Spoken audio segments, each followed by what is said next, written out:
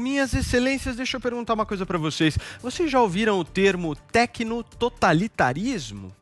Pois esse termo está sendo usado pelo nosso convidado de hoje como uma preocupação em relação à democracia no mundo. Para entender melhor, então, sobre este termo e sobre vários outros assuntos também, está aqui com a gente agora o ministro de Estado das Relações Exteriores, Ernesto Araújo. Bom dia, ministro. Seja muito bem-vindo ao Morning Show. Bom dia, prazer estar com vocês aqui. Ministro, quando o senhor fala em tecnototalitarismo, o senhor está se referindo a que especificamente?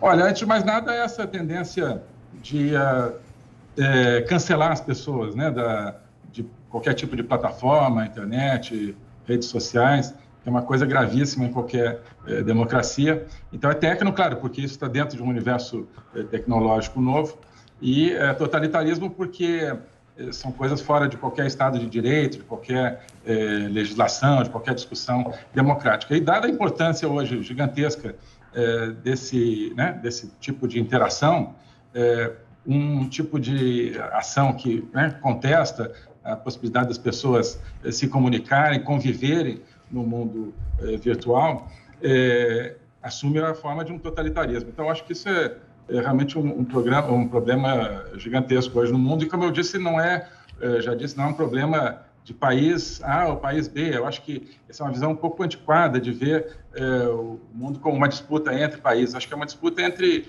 ideias e, infelizmente, está surgindo a ideia de um modelo de sociedade de controle, onde, quando uma pessoa é chamada, você é fascista, então as pessoas não têm mais direito a nada no mundo da comunicação, sem que haja nenhum tipo de lei, de julgamento, esse tipo de coisa.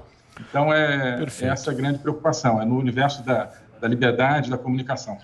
Ministro, hoje a hashtag do Morning Show é Ernesto no Morning. Tem muita gente participando, enviando perguntas para o senhor, e a Paulinha vai transmitir uma. Por Temos favor, aqui, Paulinha. a pergunta do Elton Oliveira, ministro. Ele diz, eu gostaria de saber do chanceler brasileiro como andam as relações Brasil-China. Sim, muito bem as relações Brasil-China. Existe como isso, nesse ponto, como em tantos outros, existe uma diferença muito grande entre certas narrativas e a realidade, né? Algumas correntes aí têm, talvez, interesse em dizer, olha, tem uma relação ruim entre Brasil e China, isso é a narrativa. A realidade é que é uma boa relação, uma relação construtiva, uma relação que tem, claro, um foco muito grande no comércio, nos investimentos. Ora, o comércio brasileiro com a China, as exportações brasileiras para a China cresceram de 2019 para 2018, ou seja, no primeiro ano do nosso governo, e cresceram em 2020, comparados com 2019. Isso já é um indício de que as relações estão bem. Temos diálogo, eu tenho um diálogo frequente, muito bom, com o chanceler chinês, Wang Yi. Temos diálogo bilateral, temos diálogo no BRICS.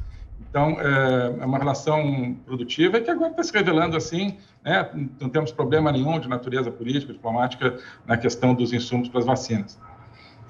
Paulo Figueiredo. Ministro, bom dia. Obrigado por aceitar o convite. Vamos separar realmente as narrativas da realidade.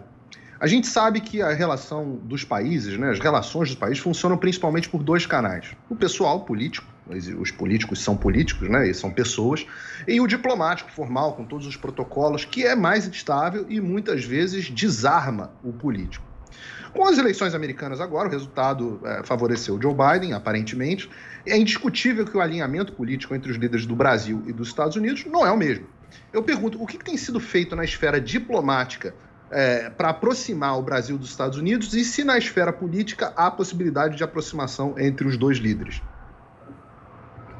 Sim, claro. Na verdade, acho que essas duas esferas elas se complementam muito bem. Eu não vejo assim uma discrepância entre as duas esferas, né? O que existe, claro, é a questão da importância crescente no mundo que se chama diplomacia presidencial, né? Que, através da excelente relação do presidente Bolsonaro com então, o presidente Trump, ajudou muitíssimo na gente formar essa nova plataforma, essa nova parceria com os Estados Unidos, vencendo aí períodos de um afastamento e um não aproveitamento das imensas possibilidades dessa parceria para os interesses brasileiros, né? Mas isso não se restringe a esse canal da diplomacia presidencial, né? Nós temos uma estrutura sólida na relação e estamos fazendo tudo para mostrar que isso continua sendo uma realidade, que continuamos tendo interesses em comum imensos. Não há por que rasgar as coisas que foram feitas durante o período dos presidentes Bolsonaro e Trump, né? Certamente houve avanços muito importantes que há interesse recíproco em manter, né? Então, estamos falando, estamos, né, em vários canais, através das embaixadas em Washington, em Brasília, né?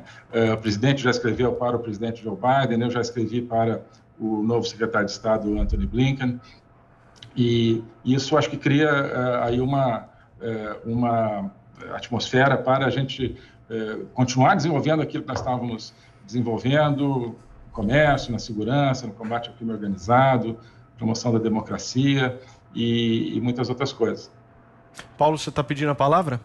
Eu queria perguntar ao ministro se há alguma previsão de visita do presidente Jair Bolsonaro aqui aos Estados Unidos para estar com o presidente Joe Biden pela primeira vez, se há alguma previsão para esse ano, ou o inverso, né? Alguma previsão de visita do Joe Biden para o Brasil, que eu acho mais difícil, ou pelo menos de alguma das autoridades americanas ao Brasil. A gente teve a visita do chanceler Mike Pompeo muitas vezes ao Brasil.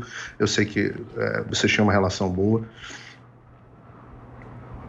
Olha, por enquanto não, previsão de visita, enfim, está no começo da administração americana, e enfim, nós, o mundo todo, nessa situação da Covid, isso dificulta um pouco as viagens muitas vezes, né?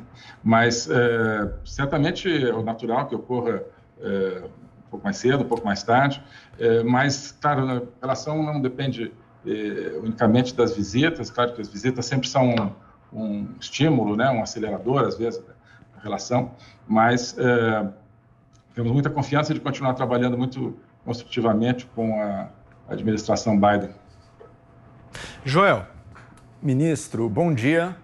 O senhor esteve recentemente num vídeo que viralizou na internet, né, do presidente Bolsonaro num almoço, quando se discutia a questão lá do leite condensado e tudo, ele mandou a imprensa enfiar o leite condensado naquele lugar. E o senhor estava ali do lado, junto de uma série de outras pessoas, primeiro lugar, gargalhando na piadinha do presidente e depois entoando os gritos de mito, mito. Eu pergunto, ministro, não é um pouco infantil demais esse tipo de postura de um ministro que ainda nos representa aí para o resto do mundo? Não é infantil de forma nenhuma, né? O que eu vejo da imprensa realmente é que grande parte da imprensa, infelizmente, joga contra o país, né? E ela precisa ouvir isso de diferentes maneiras. Precisa ouvir o seguinte, né? Voltando à questão da narrativa, né?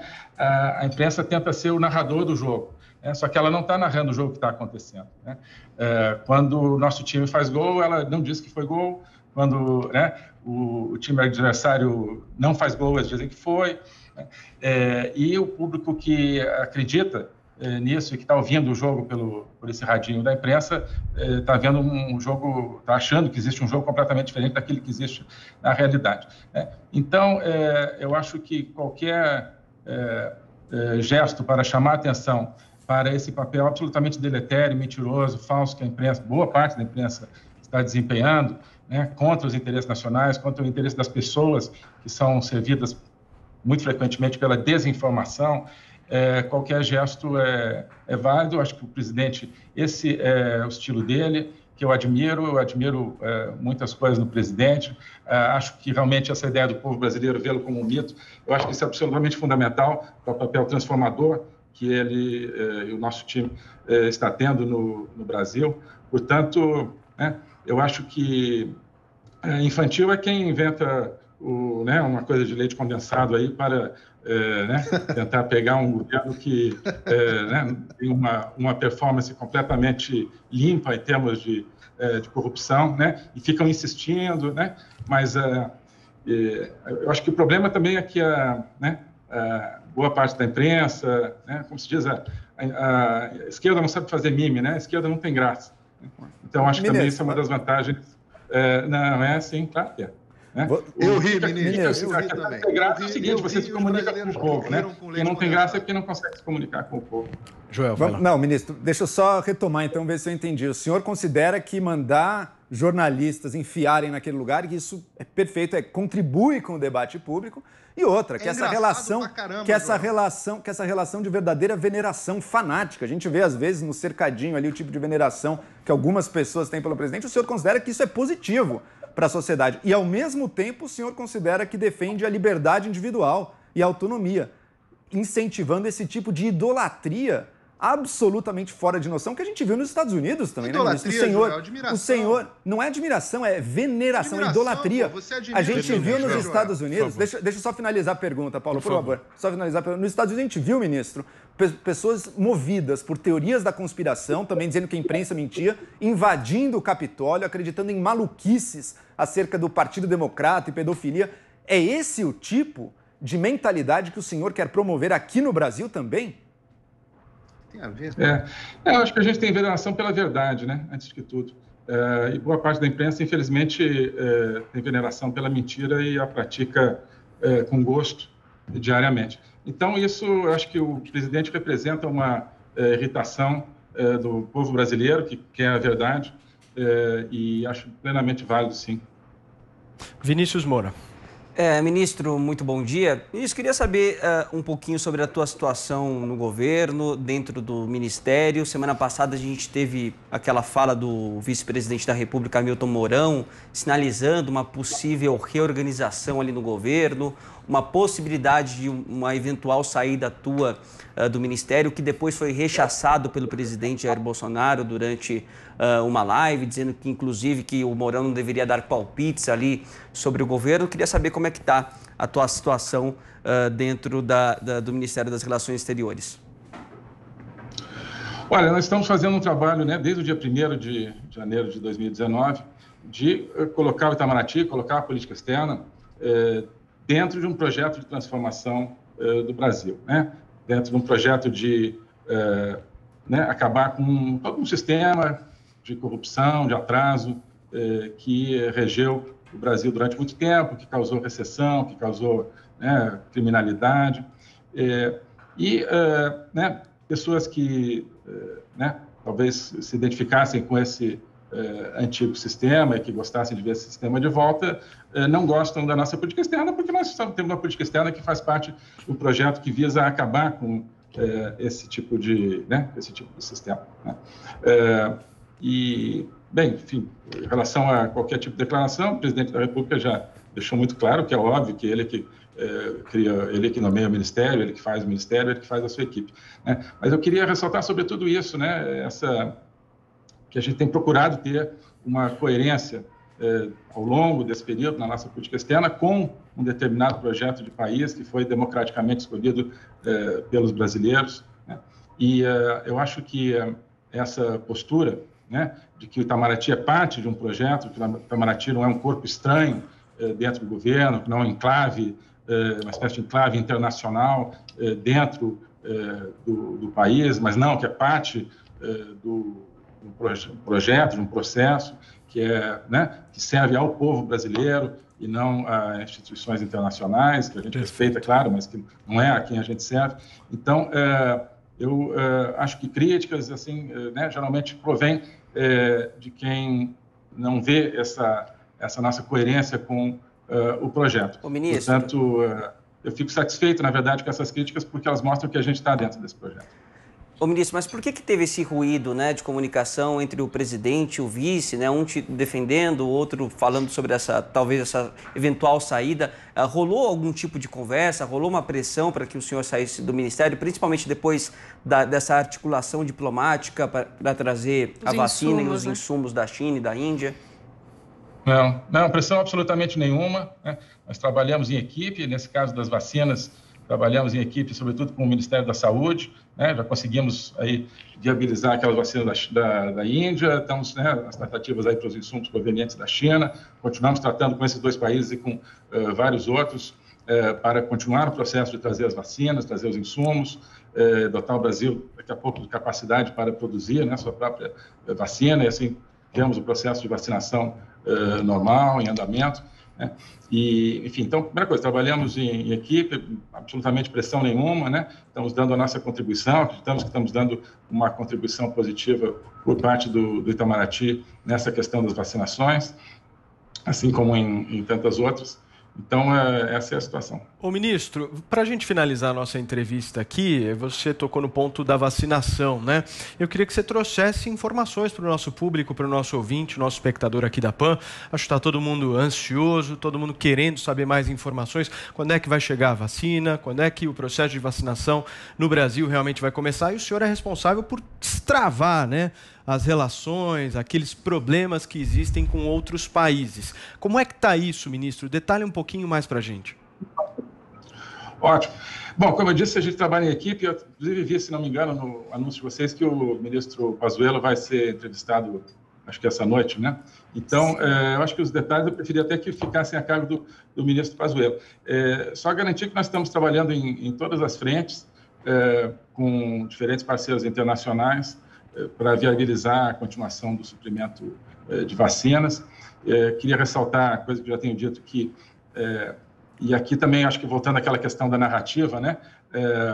Eu acho que boa parte da imprensa narra como se só existisse o Brasil no mundo, né? Existe um mundo lá fora. E nesse mundo, todos os países estão com seus processos de vacinação. Não é fácil conseguir vacinas, porque todas são vacinas novas, com processo de produção recente. Há uma demanda, evidentemente, muito maior do que a oferta de vacinas nesse momento. Então, acho que o Brasil está muito bem colocado, digamos assim, no ranking de vacinação. Somos o 8º país do mundo nesse momento em termos de número de pessoas vacinadas, e já estamos quase atingindo 1% da população vacinada, o que é bastante, porque países europeus, por exemplo, que começaram bem antes, tem cerca de 2% hoje da sua população vacinada, isso com todos os desafios logísticos que o Brasil enfrenta, que estão sendo superados, né? E, enfim, então nessa vertente internacional, como digo sempre, em coordenação com o Ministério da Saúde, nós estamos em tratativas para ser uma parte nesse processo, né, de todo mundo de precisar de vacinas, né? Acho que o caso da Índia é muito ilustrativo, porque é um dos grandes produtores mundiais, e ao mesmo tempo, claro, precisa de vacina para a sua imensa população, e o Brasil foi o primeiro país, exceto 2 pequenos países aos quais a Índia doou uma pequena quantidade de vacinas. O Brasil foi o primeiro país a receber vacinas produzidas na Índia. Eu acho que isso significa alguma coisa em termos dessa nossa conexão diplomática aí, nesse caso, com a Índia, né? Então, é isso. Continuamos trabalhando em todas as frentes, coordenação total e dando a nossa contribuição. Perfeito. Ministro Ernesto Araújo, conversando aqui com a nossa bancada do Morning Show. Ministro, muito obrigado pela sua participação, viu? E por ter aceitado o nosso convite. Valeu mesmo. Eu que agradeço. Fico às ordens aqui. Até a próxima. Prazer estar com você. Tchau, tchau. E o ministro Ernesto Araújo, né, Vini Paulinha, citou o programa do Augusto Nunes. Isso, hoje aqui na Jovem Pan, 9h30, 9h30, 21h30, ao vivo, uma entrevista exclusiva com o ministro da Saúde, Eduardo Pazuello. Não percam aqui na Panflix.